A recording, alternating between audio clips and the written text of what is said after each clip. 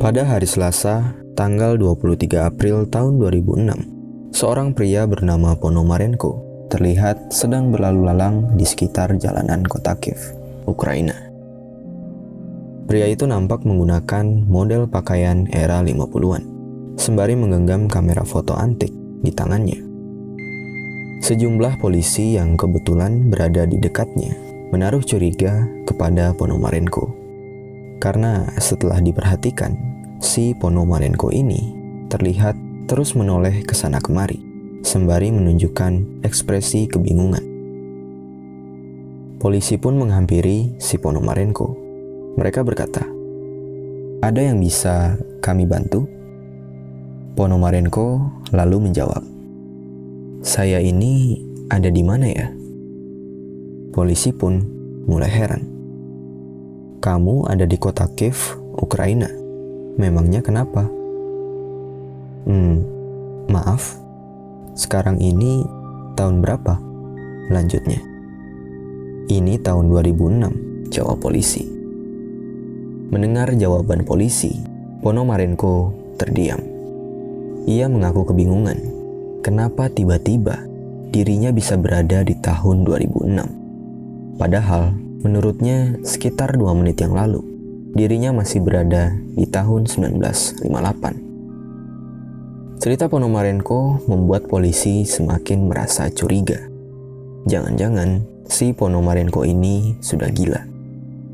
Namun, ketika mereka meminta kartu identitas pria tersebut, polisi sangat terkejut.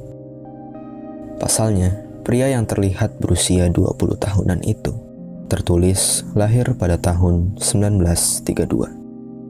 Bahkan, kartu identitas miliknya nampak seperti KTP kuno milik negara Uni Soviet yang sudah lama bubar. Tak yakin dengan cerita Ponomarenko, polisi lalu memutuskan untuk membawanya ke rumah sakit jiwa. Di sana, ia ditangani oleh seorang psikiater yang bernama Dr. Pablo Kutrikov.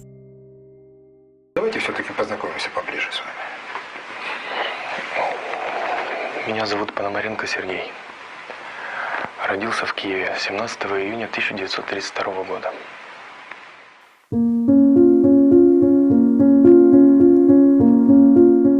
Kepada Dr. Pablo, Ponomarenko mengatakan bahwa sebenarnya ia berasal dari tahun 1958. Katanya, sebelum berada di kota Kiev, si Ponomarenko ini sedang berjalan-jalan santai untuk menikmati pemandangan kota, sembari mengambil gambar menggunakan kamera antik yang digenggamnya. Namun, ketika sedang asik mengambil foto, tiba-tiba Ponomarenko melihat sebuah benda mirip seperti UFO yang terbang melintasi langit. Spontan, ia pun buru-buru memotret benda terbang itu. Dan tanpa ia sadari, waktu tiba-tiba melesat puluhan tahun, sampai ia berada di tahun 2006.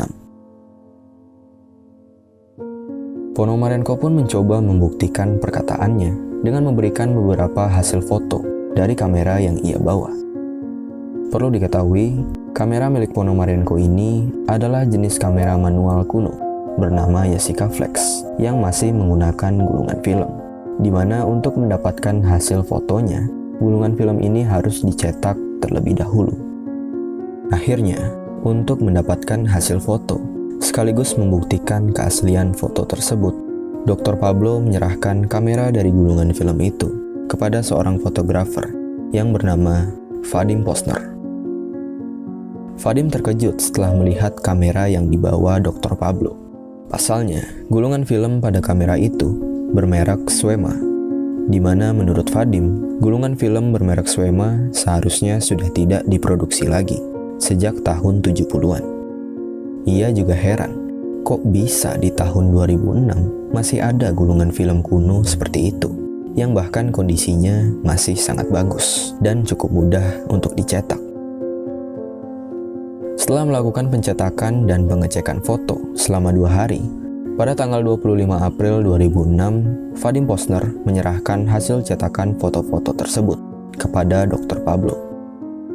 Foto-foto itu diantaranya adalah foto bangunan kota Kiev era 50-an, foto Ponomarenko bersama pacarnya yang bernama Valentina Kurish, dan terakhir foto benda terbang mirip seperti UFO.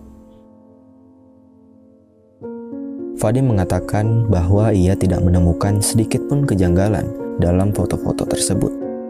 Menurutnya, foto-foto yang diberikan oleh Ponomarenko memanglah foto asli. Kemudian, Dr. Pablo memanggil Ponomarenko ke ruangannya untuk membahas foto-foto itu. Ponomarenko lalu berkata, "Bagaimana? Sekarang kau percaya kan dengan apa yang aku katakan?" Selesai berbincang, Ponomarenko pun meninggalkan ruang kerja Dr. Pablo dan kembali ke kamarnya. Namun, ketika suster hendak menemui Ponomarenko di kamar tersebut, tiba-tiba saja, pada tanggal 25 April, dia menghilang.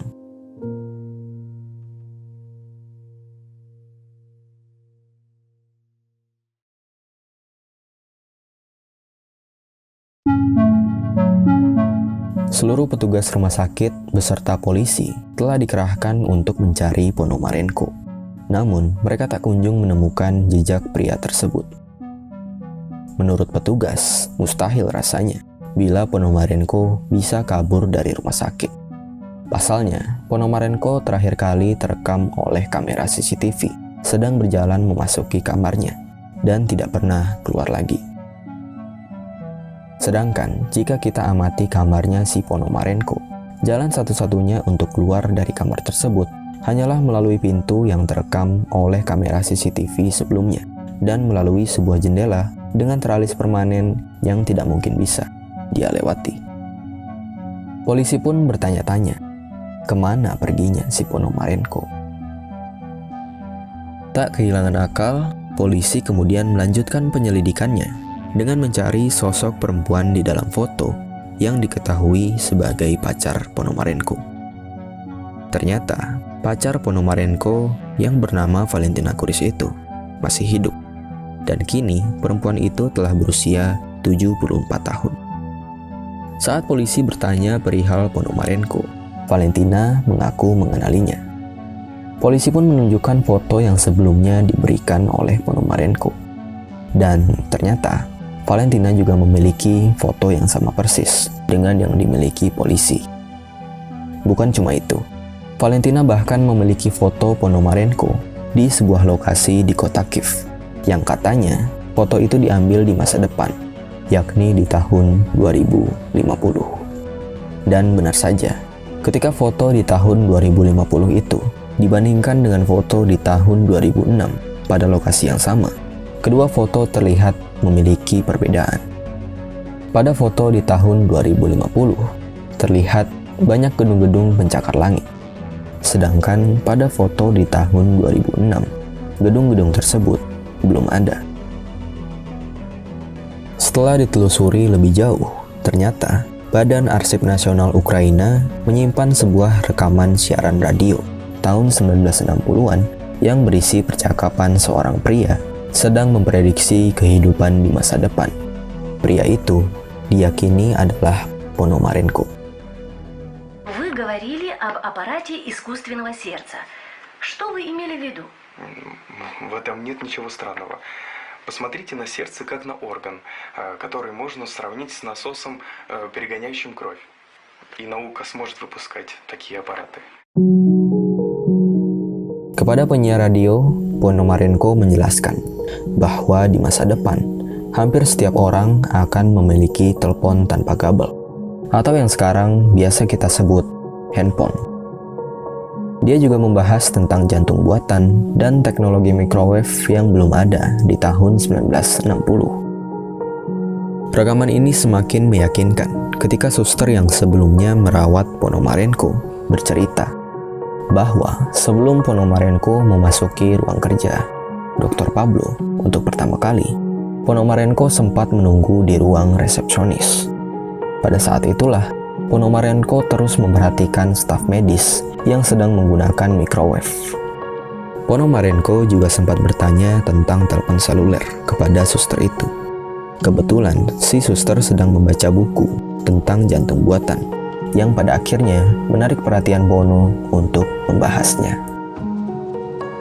Polisi pun mengambil kesimpulan bahwa kemungkinan Ponomarenko mengamati perkembangan zaman di tahun 2006 dan memberikan informasi tentang masa depan di tahun 1958. Cerita tentang si Ponomarenko mungkin bisa membuat kita mulai berpikir bahwa fenomena time travel mungkin saja bisa terjadi. Tapi pertanyaannya, apakah cerita Ponomarenko ini benar-benar terjadi? Atau jangan-jangan cerita ini hanyalah buatan media demi hiburan semata?